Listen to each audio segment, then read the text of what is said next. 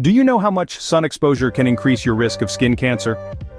While the sun's rays can feel soothing, they also carry invisible dangers that can significantly heighten skin cancer risks. This connection between sun exposure and skin cancer is not random, but a result of intricate physiological, biochemical, and medical processes. Physiologically, sun exposure can lead to DNA damage, immune suppression, and persistent inflammation in the skin. Biochemically, it can induce oxidative stress, alter cell signaling pathways, and activate certain enzymes. From a medical perspective, various types of skin cancers are directly linked to sun exposure, with epidemiological evidence supporting this claim. Understanding these reasons is not just a matter of scientific curiosity, but a crucial step towards prevention. Knowledge about these risks can guide us in taking the necessary precautions to protect ourselves from the harmful effects of the sun.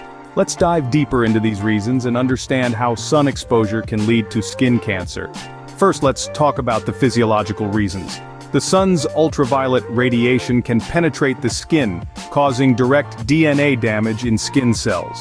This damage includes the formation of complex structures known as cyclobutane pyrimidine dimers and 6,4 photoproducts. If these aren't properly repaired, they lead to mutations, a significant step towards skin cancer.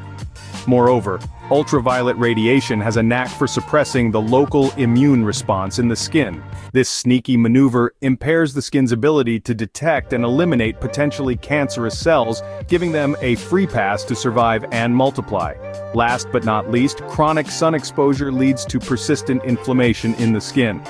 This long-term inflammatory state fosters an environment that promotes the development of skin cancers. It does this by encouraging genetic mutations and cellular transformation. These physiological changes are just the beginning. There are also biochemical changes happening at a molecular level. Now, let's look at the biochemical reasons. First, we have oxidative stress. Ultraviolet radiation generates reactive oxygen species, or ROS, in the skin. These are highly reactive molecules that can wreak havoc on cellular components like lipids, proteins, and our precious DNA. This oxidative stress from ROS contributes to the process of carcinogenesis by causing mutations and promoting cellular proliferation. Next, there's an alteration in signaling pathways. UV radiation can activate various pathways involved in cell proliferation and survival. When these pathways, such as the MAP and PI3K/AKT, are dysregulated, it can lead to uncontrolled cell growth and the development of cancer. Finally, UV exposure can activate certain enzymes like matrix metalloproteinases. These enzymes degrade the extracellular matrix and facilitate the invasion and metastasis of cancer cells. Besides these physiological and biochemical reasons, there are strong medical evidence and reasons linking sun exposure to skin cancer. Finally, let's explore the medical reasons.